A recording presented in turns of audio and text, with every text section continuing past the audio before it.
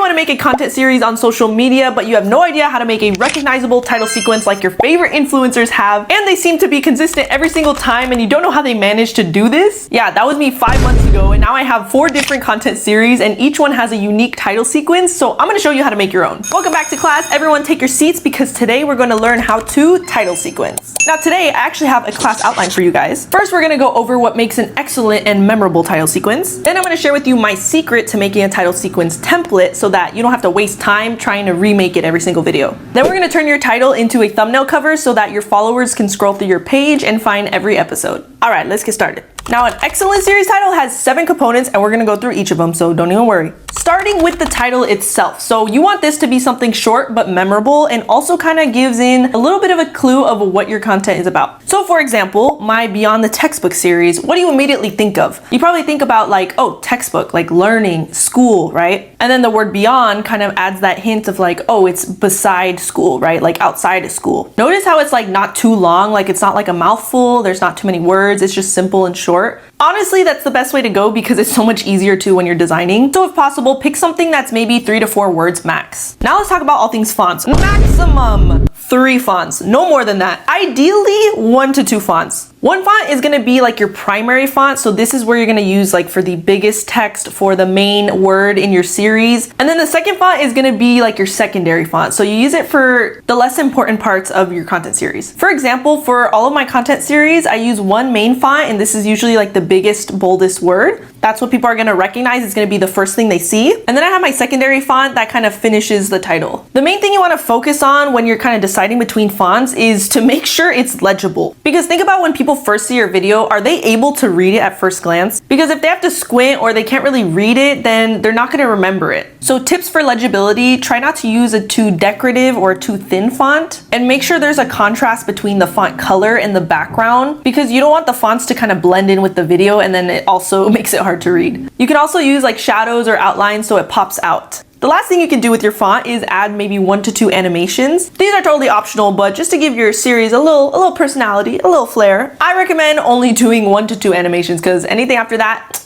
a little too overstimulating. Now let's move on to colors. You should have a max of 2 primary colors and 1 accent color. So influencer tip here, you use your primary colors for the actual content series title, and then you use the accent color for smaller, like kind of less relevant things like the episode number. Let's talk about the actual design placement. Now, I ain't no graphic designer. I actually struggle a lot with like anything sort of designing. I am proud of how I made my content series title. I think it deserves a little bit of applause.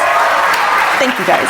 But actually, like, I am not really comfortable with graphic design. I feel like I'm kind of bad at it, and it actually took me a while to come up with these ideas. So I actually do have a few tips for you if you're not a graphic designer, you don't know like how you're supposed to place the text and make it look interesting. So let me share a few ideas. First, I recommend putting the title in the center of the video just because when someone's scrolling, right, the first thing they see, like their eye is just right there in the center. And then for the actual designing and placement itself, it's really a bunch of experimentation. Really just have to play around with like the fonts and the sizing and the color and the placement and all that. Don't try to make it perfect because honestly, you can just evolve it over time. Like my getting into our Prime series actually did not look like that when I first started making it. But over time, I kind of just experimented, changed a little bit, and I finally found something that I was okay with. Don't stress out about it. You can always update it. Now let's move on to decorations. Decorations are optional, but make sure you keep it minimal because you don't want to add too many like stickers or overlays that it overstimulates your viewers and they can't even tell like what your title is. On CapCut itself, you can add stickers or you can import like overlays and kind of mess around with this, see what you like. Now last, let's move on to the pro tip. So once you kind of get everything down, you're like, yeah, I'm having fun. I like this title text. I'm feeling confident. Now you can get a little risky.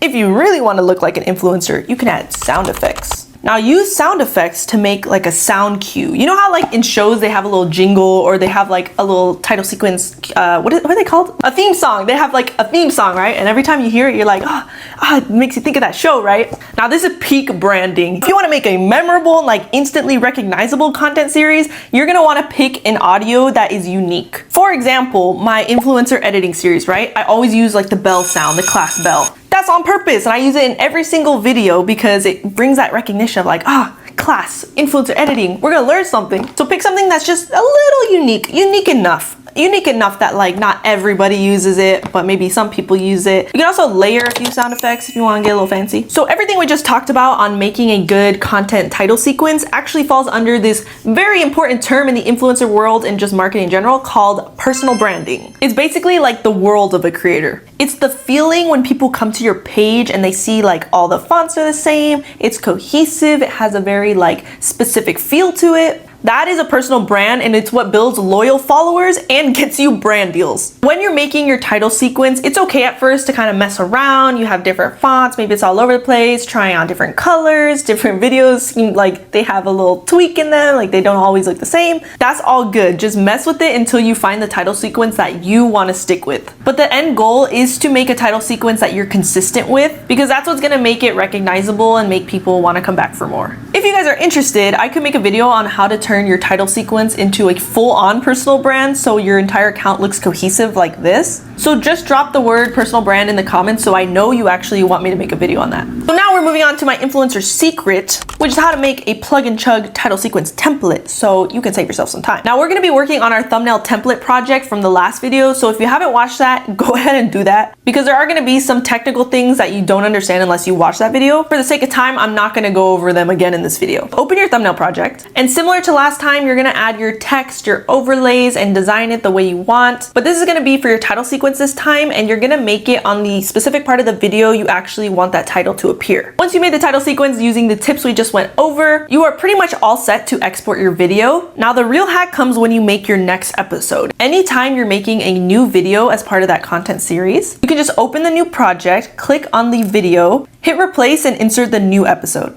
Now this is the most critical step, so listen up. You need to realign the title sequence to where you want it to appear in the video, because it's probably not going to be in the same spot every time. Now the final step is turning your title sequence into a thumbnail cover so that your followers can find every episode when they're scrolling your page. First, duplicate your text and your overlays from your title sequence, then drag the duplicates all the way to the front and align it with your thumbnail clip. Make sure you're trimming the text and the overlays to align with that clip. If you have any animations added, make sure you remove them so that the text and the stickers can actually appear on the thumbnail. And now just change the cover to that very first clip. Amazing, you're done! Now you have a project where you can literally just open it up and replace the clips with your newest videos and your newest thumbnail cover, and you can still keep the title sequence and the thumbnail cover text the same. This saves you so much time. Just make sure if you do have an episode number, chapter number, you change that with each video. But yeah, that is a hack that I came up with because I ain't trying to sit there and remake the title sequence every single time. Ain't no way. I'll definitely be sharing all my time-saving editing hacks, so make sure you subscribe to see them. Also like this video and comment what else you'd like to see, and follow my other social media platforms if you cannot wait to see the next influencer editing video. Thank you so much for watching, and I'll see you guys in the next class. Class is missed.